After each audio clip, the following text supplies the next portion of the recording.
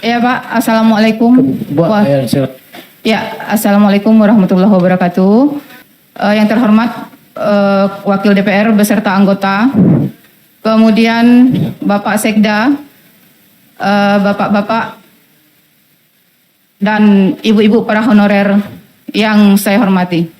Bapak Sekda, saya mohon sampaikan salam saya kepada Bapak Gubernur Jambi. Malam ini seharusnya saya ke Jambi ini ingin sekali bisa beraudiensi langsung dengan beliau. Jadi saya dari Jangkat bukan untuk jalan-jalan. Kemudian adakah yang dari fraksi Gerindra Bapak yang hadir malam ini? Ya, Pak Edminuddin. Pak Edminuddin, anggota Komisi 4. Saya ini orang Kerinci, Pak. Orang penawar. Mak saya orang penawar. Jadi kenapa saya menanyakan dari Partai Gerindra? Yang ikut memimpin rapat RDP bersama Kemenpan RB dan BKN itu adalah Pak Bahtera Banong, fraksi Gerindra dari Sulawesi. Ya, artinya apa? Bapak itu juga di bawah pimpinan Presiden Prabowo. Jadi saya ini sudah mencoba menghubungi Pak Bahtera Banong. Sudah saya WA, sudah saya telepon, tapi tidak ada respon. Karena siapalah saya, cuman honorer di pelosok negeri ini. Tetapi sampaikan, Pak Edminuddin, sampaikan salam saya kepada Pak Presiden Prabowo. Kenapa? Karena pemilihan presiden pun sampai ke pelosok negeri. Jadi tidak ada salahnya kita juga memohon kepada Bapak Presiden kita untuk mendengarkan aspirasi kita malam ini. Saya kutip sedikit sambutan Presiden Prabowo pada pelantikan 961 kepala daerah di Jakarta. Kurang lebih begini. Saudara-saudara sekalian, saya mengingatkan atas nama negara dan bangsa ini. Anda dipilih oleh rakyat. Anda adalah pelayan rakyat. Anda mengabdi untuk rakyat. Maka Anda berkewajiban memperbaiki kehidupan rakyat. Itu adalah kewajiban kita.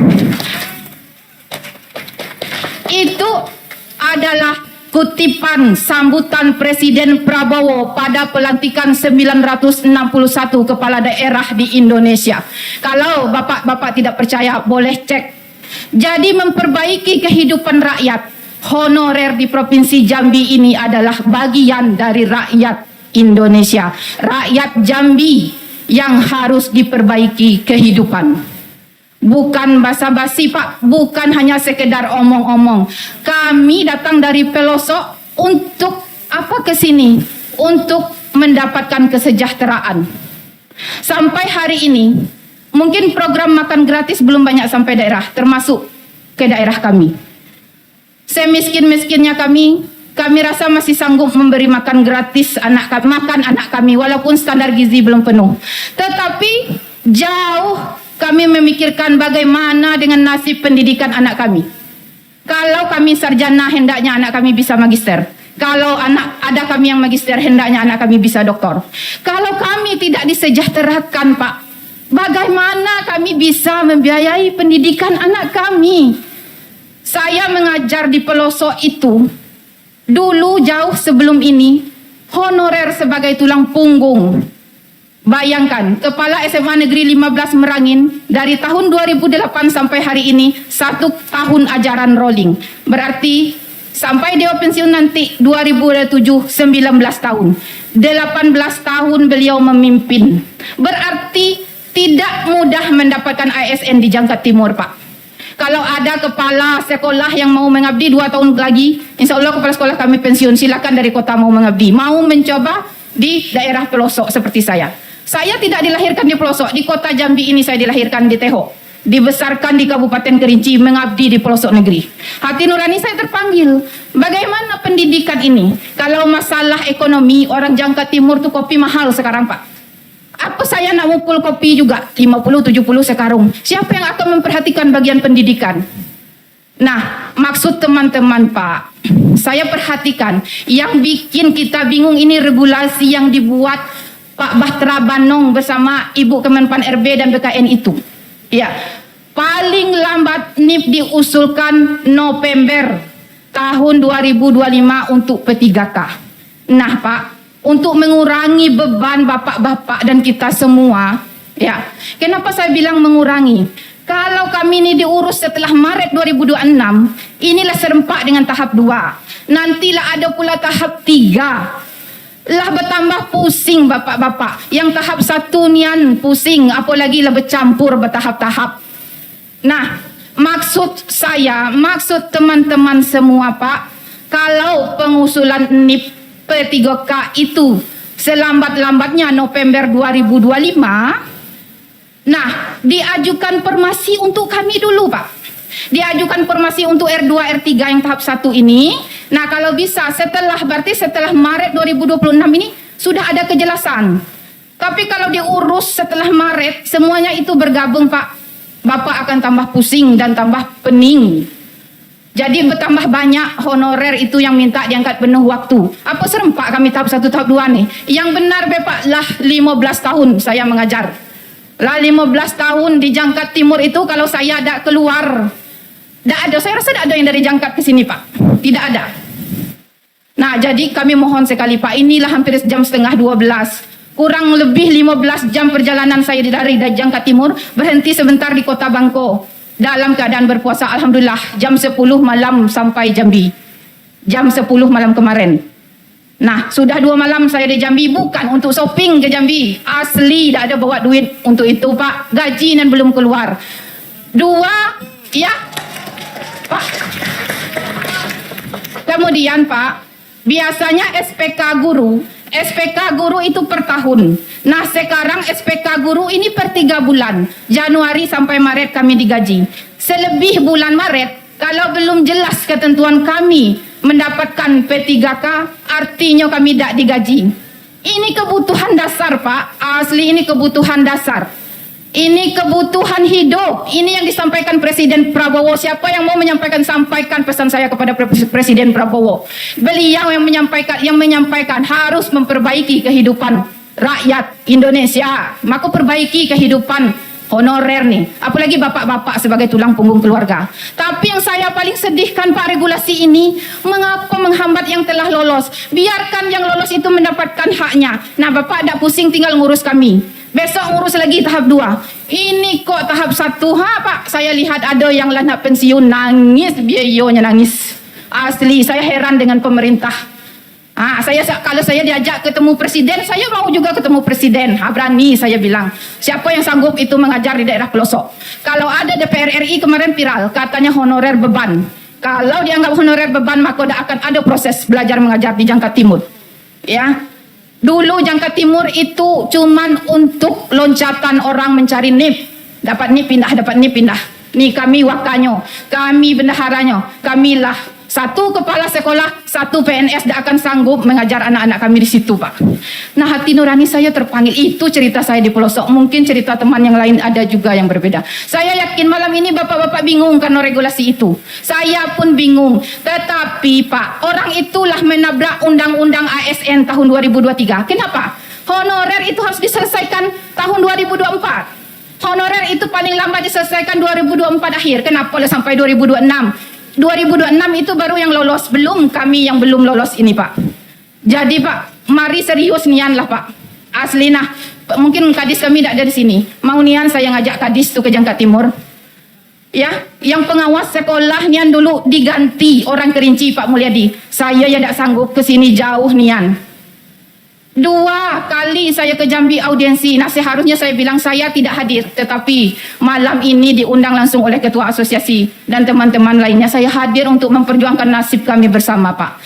Jadi maksud kami Pak, kalau bisa di tahun 2025 ini ada usulan formasi, karena orang Kemenpan RB itu menerima usulan formasi dari kita Pemprov Pak.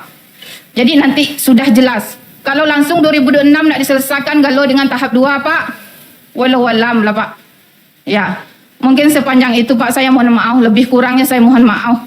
Itu hati nurani yang berbicara Pak.